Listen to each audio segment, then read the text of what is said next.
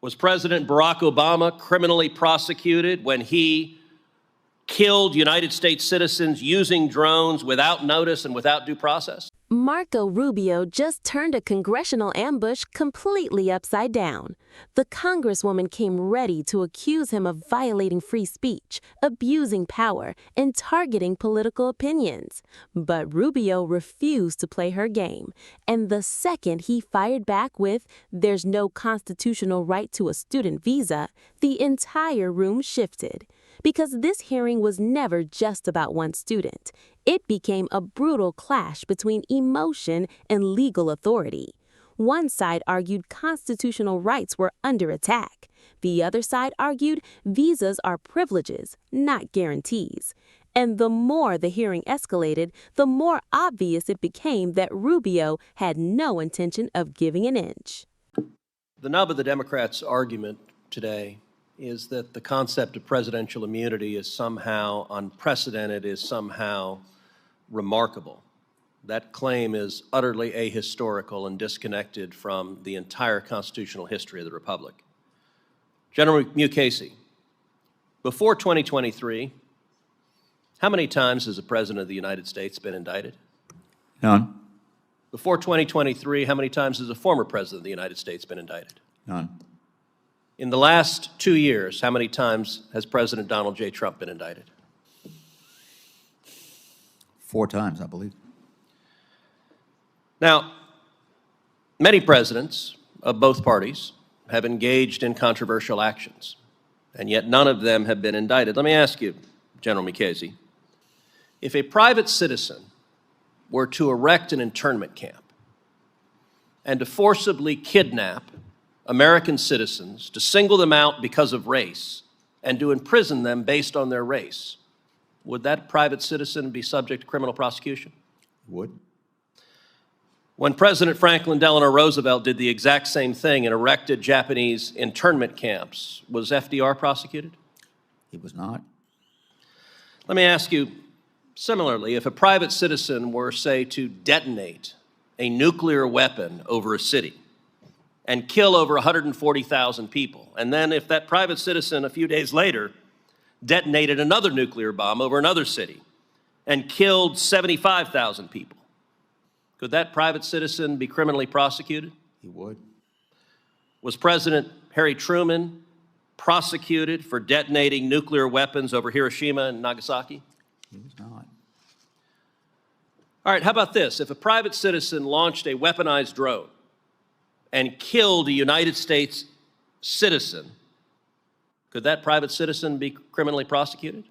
He would. Was President Barack Obama criminally prosecuted when he killed United States citizens using drones without notice and without due process? He was not. Although, as far as due process is concerned, I believe the comment of my successor to that question was that Anwar al-Awlaki got, quote, all the process that was necessary. Well, although I suspect he might disagree with that assessment were he able to present his case. Right. All right. Let's contrast that with the rules that govern other federal officials. You were a judge for 19 years. As a federal judge, did you have immunity from your official acts? For my official act, yes. Do federal prosecutors have immunity from their official acts? They do. Now, the distinction between official acts and personal acts is not a terribly shocking distinction. Under the decision of Trump versus United States, if any president walks onto the sidewalk and just shoots a citizen, is that president liable to be prosecuted? He is. How about this? If a president steals funds from his campaign, does that president face criminal liability? He does. How about this? If a president sexually assaults, let's say, an intern in the Oval Office, is the president subject to criminal prosecution for that? He could be. So that distinction, again, is not a shocking distinction.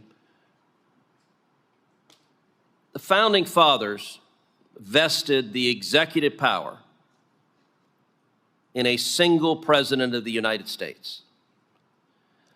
What we have seen in the last 2 years is we have seen Democrats deliberately weaponizing the Department of Justice and our legal system to target their political opposition. It is not an accident that every indictment against President Trump was brought by a Democrat and was brought after he announced his campaign for President of the United States. Understand, the target of those indictments was not ultimately President Trump, it was the voters. It was prosecutors who were terrified that the voters would choose to re-elect President Trump. One of the great things about the United States is we're not a banana republic.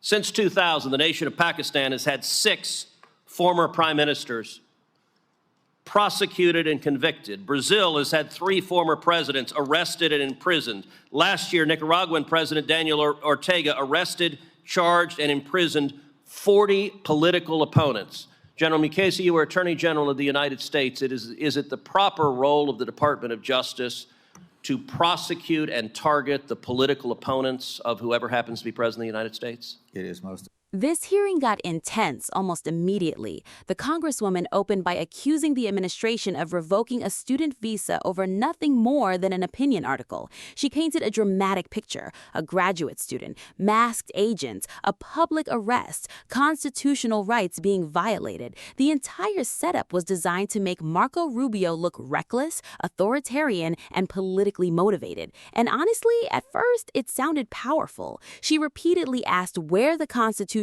gives the Secretary of State the authority to override free speech protections. She tried to frame the issue around fear, outrage, and government overreach, but Rubio never accepted the framing for even 1 second. Every single time she tried to drag the conversation into emotion, Rubio pulled it straight back to immigration law, and that completely changed the hearing. Rubio kept repeating one brutal point over and over again: there is no constitutional right to a student visa. Simple, cold, direct. And legally, that distinction matters. A visa is not citizenship. It is not automatic entitlement. It is permission granted under immigration law.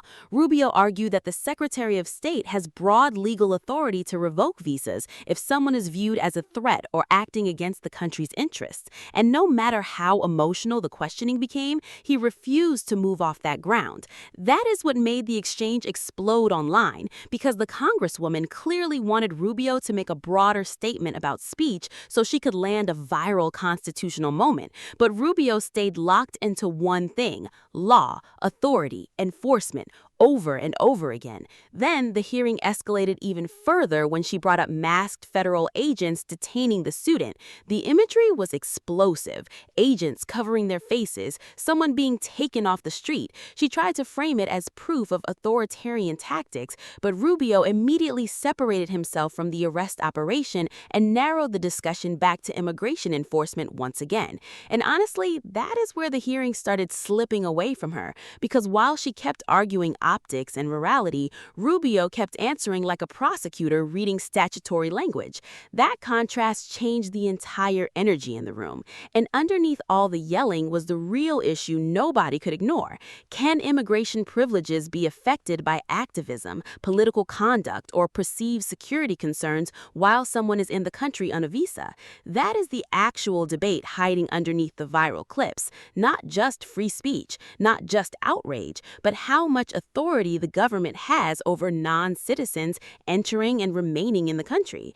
By the end, it honestly felt like 2 separate hearings happening at the same time. One side arguing morality and constitutional principles, the other side arguing legal authority and immigration enforcement powers. And depending on what mattered more to viewers, emotion or law, people walked away believing completely different people won that exchange. That is exactly why this hearing exploded across the internet, because it exposed just how divided America has become on questions of speech, immigration, authority, and where the line between rights and privileges actually begins.